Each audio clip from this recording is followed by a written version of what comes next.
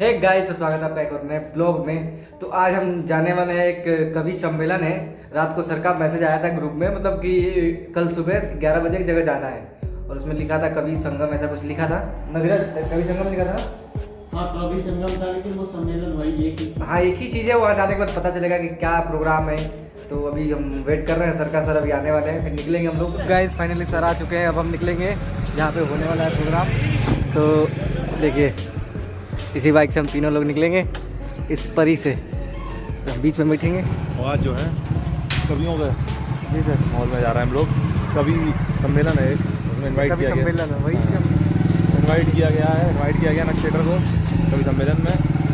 और आप लोग जो है मज़ा लेने वाले हैं आज इस ब्लॉग का। ये विशाल सिंह बहुत ही मेहनत से ब्लॉग बना रहे हैं, सपोर्ट करिए इनका बहुत ज़्यादा। और ये कलाकार हैं, हिमपुरवा के रहने वाले हैं और बहुत कड़ी परिश्रम से आज ये ब्लॉग आप लोगों तक पहुँचाते हैं, ढूंढ के आते हैं। और इनके ब्लॉग में आपको हर चीज़ मिलेगी देखने के लिए। लेकिन पिछली बार जैसे आपने देखा कि एक जिम कॉम्पिटिशन हुआ था, बॉडी बिल्डिंग कॉम्पिटिशन, तो आपने वो देखा। इस बार जो है फर्रुखाबाद में ये कवि महोत्सव उसमें जा रहे हैं सम्मेलन में। और कवि सम्मेलन आपको पता है फर्रुखाबाद का बड़ा महत्व है। महादेवी वर्मा जी का अगर आपने नाम सुना होगा तो महादेवी वर्मा जी फर्रुखाबाद की रहने वाली थी, बहुत बड़ी कवयित्री थी अपने समय की। और अंबर सर, शिवम अंबर सर का आपने नाम सुना होगा, आप लोग बहुत फेमस कवि हैं वो। उसके बाद आ जाइए तो फर्रुखाबाद जो है घराने में आता है, म्यूज़िक में, तबला घराने में आता है फर्रुखाबाद। और लोग जो है जब म्यूज़िक सीखते हैं, जो लोग म्यूज़िक सीखते हैं वो लोग तबला घराने को बहुत अच्छे से जानते हैं, फर्रुखाबाद को बहुत अच्छे से जानते हैं। तो आज जो म्यूज़िक लवर हैं, जो कवि हैं, जो कुछ लिखते हैं, उनके लिए ब्लॉग बहुत ज़्यादा स्पेशल होने वाला है। इसको लेकर आ रहे हैं आपके सामने विशाल सिंह। जल्द से जल्द हम लोग पहुँचने वाले हैं थोड़ी देर में ही। तब तक आप लोग देखिए हम लोगों की राइड जो है, बाइक राइड लोगों की है। ये ध्यान दीजिएगा। इन आँखों ने लाचारी के समंदर देखे हैं। इन आँखों ने लाचारी के समंदर देखे हैं। खाने को रोटी भी नहीं मैंने ऐसे घर देखे हैं। खाने को रोटी भी नहीं मैंने ऐसे घर देखे हैं। आपने इस बात पर ध्यान नहीं दिया होगा, मैं केवल ध्यान दिलाना चाहता हूं। राम और सीता वन के लिए जाते हैं। सीता ने कभी इतना कष्ट नहीं सहा। तुलसी को दिमाग में रखिएगा। 2 कदम चलने के बाद वो राम से पूछने लगती हैं, उड़ते विकसी रघुवीर बधु धरि धीर दये मग में डग द्वय। 2 कदम चली, थोड़ी दूर चली, फिर पूछती हैं, चली वो अब केतिक पर्णकुटी करी हो कितु है, अभी कितनी दूर चलना है, पर्णकुटी कहाँ बनाओगे? उनको ये पता था कि वन में जाकर के हम पर्णकुटी बनाएंगे, वहां 14 वर्ष रहेंगे। अभी 2 कदम चली है, थोड़ी देर चली है और पूछने लगती है कि पर्णकुटी कहाँ बनाओगे? तुलसी इसका वर्णन करते हैं, आगे चल करके एक और वर्णन करते हैं। लक्ष्मण पानी लेने के लिए जाते हैं और सीताराम से कहती हैं, जल को गए लखन है लड़का, परिखो प्रिय छाह घड़ी के बैठाए। लक्ष्मण जल लेने के लिए गए हैं, इतनी देर में चलो मत, किसी वृक्ष के नीचे चल करके खड़े हो जाओ, मैं तुम्हारे ऊपर अपने आंचल से वायु कर दूं और तुम्हारे पांव पखार दूं। बहुत गर्म खेत में चलने के कारण ये जल से गए हैं। सीता राम से कह रही है कि मैं तुम्हारे पांव पखार दूं। राम महसूस कर रहे हैं सीता कितने कष्ट का अनुभव कर रहे हैं। एक एक कदम चलना उनके लिए कठिन हो रहा है, लेकिन राम लौटते नहीं हैं। ये यात्रा जिसको आज हम 500-600 वर्ष बाद तुलसी के द्वारा लिखे हुए को स्मरण कर रहे हैं, राम को हजारों वर्ष पुराने हो गए। ये यात्रा क्या है? तुलसी रघुवीर पिया श्रम जान के बैठ विलंब लौ कंटक काढ़े। राम बैठ जाते हैं सीता को बनाने के लिए कि मैं बैठा हूँ, विश्राम कर रहा हूँ, और बहुत देर तक अपने पांवों में गड़े हुए कांटों को निकालने का उपक्रम करते रहते हैं। इसी बिंदु पर मैं आपका ध्यान खींचना चाहता हूँ। राम ने कांटे, राम के पांव में कांटे लगे होंगे, नंगे पांव चले, और कहीं पर भी रामचरितमानस में सीता के पांव में कांटे लगने का, लक्ष्मण के पांव में कांटे लगने का उल्लेख नहीं आता। कभी सोचा आपने ऐसा क्यों है? राम नायक है, सबसे आगे राम चलते हैं और नायक का अर्थ है कि जब वो आगे चले तो उसके पीछे आने वालों के पांव में कांटे लगे। ये नायकत्व की परिभाषा है जो राम हमें सिखाते हैं। राम के पांव में कांटे लगते हैं।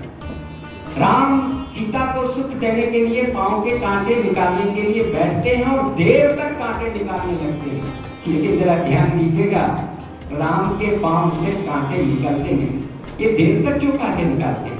राम जब एक कांटे को छूते हैं, हम कल्पना कर सकते हैं कैसे मैं ऐसे आगे सिद्ध करूंगा, तो राम के चित्त में भाव आता है, ये कांटा कह रहा है कि सारी दुनिया ने मुझे उपेक्षित कर दिया, कोई भी मुझे प्यार की दृष्टि से नहीं देखता, सारी दुनिया से उपेक्षा पा करके मैंने तुम्हारे पांव की शरण ली है, क्या तुम भी मुझे पांव से निकाल करके अलग कर दोगे? इसलिए राम विलंब लगाते हैं लेकिन कांटे को निकाल नहीं पाते।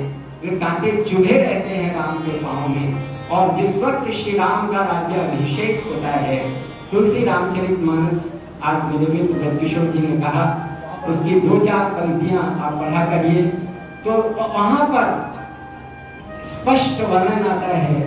सब लोग राम का वर्णन करते हैं, वंदना करते हैं, वेद वर्णन करने के लिए आते हैं, वेद वंदना करने के लिए आते हैं। तो वेद को श्री राम के व्यक्तित्व में उनका मुख नहीं दिखता, उनके विशाल भुजाएं नहीं दिखती, उनके पांव याद आते हैं, पांव दिखते हैं जिनमें वन के कांटे आज तक लगे हुए हैं। जो राजा सिंहासन पर बैठने के बाद भी वन यात्रा में लगे हुए पांव के कांटों को निकालता नहीं, उन्हें लगा रहना देता है, वही राम राज्य लाभा।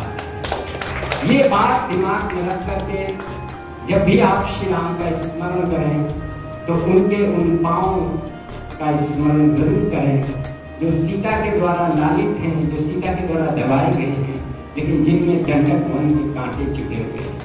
उन्हीं राम का स्मरण करते हुए मैं कुछ पंक्तियां सुनाता हूँ कि राम हमारा कर्म, हमारा धर्म, हमारी गति है, राम हमारी शक्ति, हमारी भक्ति, हमारी मति है।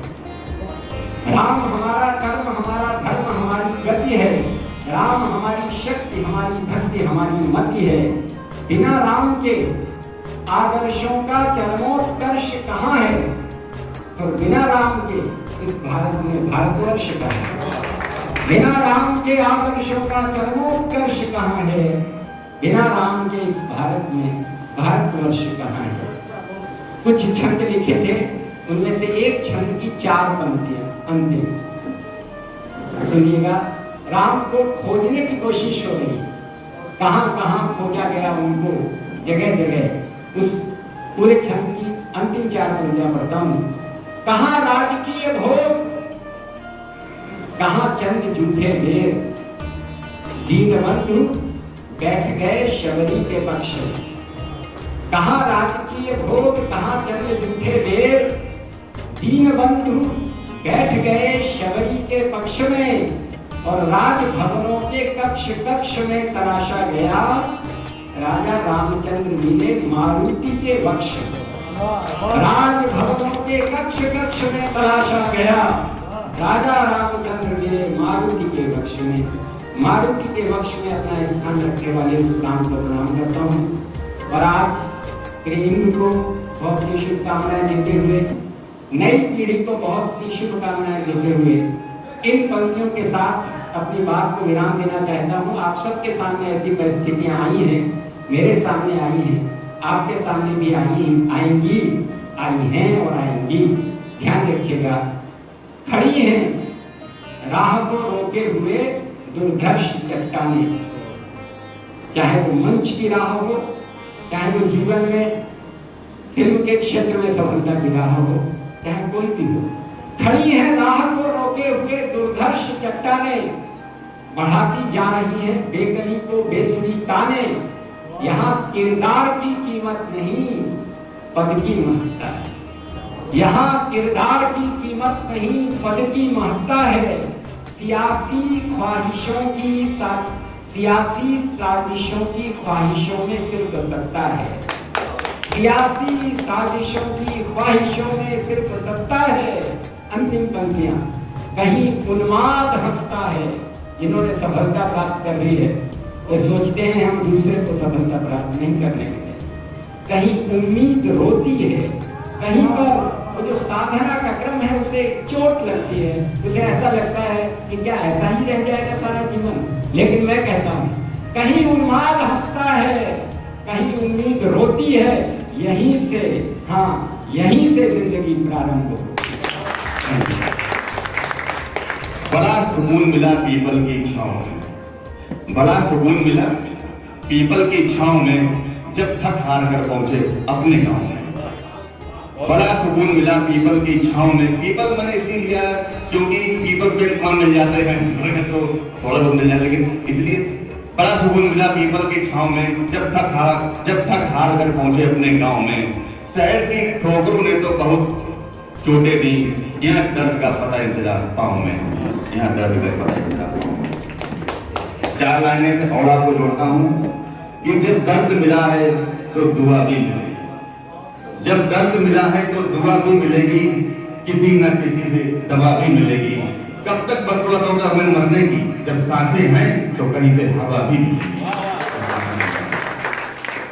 और 4 लाइनें जो है, आज हमारे गुरु जी का जन्मदिन है तो उनके लिए रखना चाहूंगा कि मन में आस्था है तन में विश्वास रहे, मन में आस्था है तन में विश्वास रहे, जरा सा गम ना आपके आसपास रहे, आप यूं ही मुस्कुराते रहो जीवन भर, हर पल हर लम्हा आपका खास रहे, हर पल। और अभी कुछ दिन पहले जब मैं मोबाइल चला रहा तो उसमें मैंने एक रामायण देखी, तो रामायण के ऊपर लिखा हुआ था कि मैं रामायण हूं। तो मेरे मन में कुछ हुआ कि इसके ऊपर कुछ पंक्तियां लिखी जाए, तो मैंने कुछ पंक्तियां लिखी, आपके समझ रखने की कोशिश कर रहा हूं। अगर अच्छी लगे तो बहुत ज्यादा सुनिएगा। मैं रामायण हूं बस, मैं रामायण हूं बस, समय लेकर थोड़ा पढ़ लिया करो। मैं रामायण हूं बस, समय लेकर थोड़ा पढ़ लिया करो, मेरे हर एक शब्द को तुम अपने अंतरस्थ कर लिया करो, मेरे हर एक शब्द को अपने अंतरस्थ कर लिया करो। मैं रामायण हूं बस, समय लेकर थोड़ा पढ़ लिया करो। आगे की लाइन में, मुझ में ही छिपी है मात्र भक्ति, मुझ में ही छिपी है पितृ भक्ति, मुझ में ही छिपी है मात्र भक्ति, मुझ में ही छिपी है पितृ भक्ति, भरत समान भाई के हित निज दुश्मन से लड़ लिया करो। मैं रामायण हूं बस, समय लेकर तो पढ़ लिया। आगे की लाइन में सुनिएगा।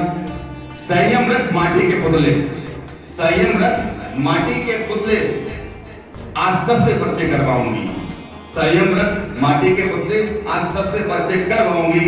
नर नारी गुरु अमित लेकर कुछ आगे बढ़ लिया करो। मैं रामायण हूं बस, समय लेकर थोड़ा पढ़ लिया करो। धन्यवाद। आगे की लाइन, सूर और असुर के साथ सब कुछ मुझ में विद्यमान है, सूर और असुर के साथ सब कुछ मुझ में विद्यमान है। उनके संज्ञान हेतु सांस के घोड़े पर चल लिया करो। मैं रामायण हूं बस, समय लेकर थोड़ा पढ़ लिया करो, समय लेकर थोड़ा पढ़। और जो अंतिम लाइनें हैं, इन्हीं साथी अपनी बारी को विराम तो नहीं करूंगा, लेकिन हाँ और अपना स्थान लूंगा कि मैं पिता पुत्र भाई बहन माँ की मर्यादा दर्शाती हूँ। मैं पिता पुत्र भाई बहन माँ की मर्यादा दर्शाती हूँ। इस श्वेत पत्र की स्याही से अपना जीवन चल लिया करो। मैं रामायण हूं बस, समझ लेकर थोड़ा पढ़ लिया करो। धन्यवाद। जय हिंद, जय भारत। नहीं है तो एक मुद्दे पहले उनके नाम मैं अर्पित करता हूँ। अगर माँ तुम नहीं होती तो ये जीवन नहीं होता, अगर माँ तुम नहीं होती तो ये जीवन नहीं होता। ये किलकारी मधुर मुस्कान ये बचपन नहीं होता, ये किलकारी मधुर मुस्कान ये बचपन नहीं होता। ये शोहरत की सुखद संपत्ति बोलो तब कहाँ मिलती, ये शोहरत की सुगत संपत्ति बोलो तब कहाँ मिलती, तुम्हारे हाथ के आशीष का चंदन नहीं होता, तुम्हारे हाथ के आशीष का चंदन नहीं होता। मैं नाम तो भूल गया भाई का, लेकिन मैं रामायण हूँ। इस प्रसंग को उठाकर तुलसी ने लिखा था, पंच सत्र चौपाई भी अगर कोई पढ़ेगा जीवन में कल्याण हो जाएगा। और इस माध्यम से एक हम लोगों को सूचना दी गई है, एक मार्गदर्शन दिया गया है। घर में सब कुछ होगा, लेकिन रामायण अगर रखी होगी तो सजाने की वस्तु रह गई होगी। जो बड़े लोग हैं वही पढ़ते हैं, छोटे बच्चों में वो संस्कार नहीं आ रहे हैं। वास्तव में हमारा कर्तव्य है, चाहे 2-4 पंक्तियां ही पढ़ें, 1 तो 2 ही तक ही पढ़ें। रामायण को नित्य पढ़ने के बाद मन में जो हमारे विचार आएंगे वो बड़े अच्छे होंगे। मैं साथ बात देता हूँ, बधाई देता हूँ भाई को इस रचना के लिए। रामावतार का समय है, राम का समय, उनका जन्मदिन है रामनवमी। रामावतार का समय है, लक्ष्मेश जी की अध्यक्षता है, अंबर जी विशिष्ट अतिथि हैं आज के, और पवन जी, अंबर जी मुख्य अतिथि हैं और पवन विशिष्ट अतिथि। समझ गया? ब्रह्म के साथ प्रकट का जो समायोजन होता है। तो आप सबको नमन करते हुए निश्चित रूप से लक्ष्मेश जी की अध्यक्षता, बहुत दिनों के बाद भाई पवन बात का सानिध्य और अग्रज अंबर जी की उपस्थित किसी भी कार्यक्रम की भव्यता और दिव्यता के लिए जैसे सुनिश्चितता का हस्ताक्षर होती है। बंधु हिंदू जी एक संदाप के नाम आप समझते, हिंदू जी का जन्मदिन है। रामनवमी पे रामावतार के दिन रामावतार शर्मा हिंदू का अवतरण हुआ है, जन्मदिन। ठीक है, आज तो मना रहे जैसे रामनवमी को ही है। क्यों हिंदू जी? मैं हिंदू जी के लिए कभी कभी कहता हूँ, भाई पवन जी, हिंदू जी के लिए मैं कहा करता हूँ कि सिंधु को मथ के निकासो गयो है इंदु, मेरी जान तुम तो इंदु मथ के निकासे हो। इस छंद सम्राट का स्वागत कर रहा हूं मैं शक्ति से। बंधु, हिंदू जी के जन्मदिन पर एक जन्म दिवस, ये बाल दिवस, ये कैशोरी दिवस, ये युवावस्था, ये वार्धक्य और ये मृत्यु दिवस वस्तुतः तत्वतः कुछ नहीं, एक महाजीवन के पड़ाव भरने का आज। आइए हिंदू जी आपको समर्पित एक मुक्तक, और इनके बहाने से प्रत्येक अपने आप में झाके कि मृत्यु है कहाँ, शाश्वत जीवन कहाँ है। अस्तित्व का सूरज हूँ, चमकता ही रहूंगा मैं। अस्तित्व का सूरज हूँ, चमकता ही रहूंगा मैं। अजन्मा था, अजन्मा हूँ, अजन्मा ही रहूंगा।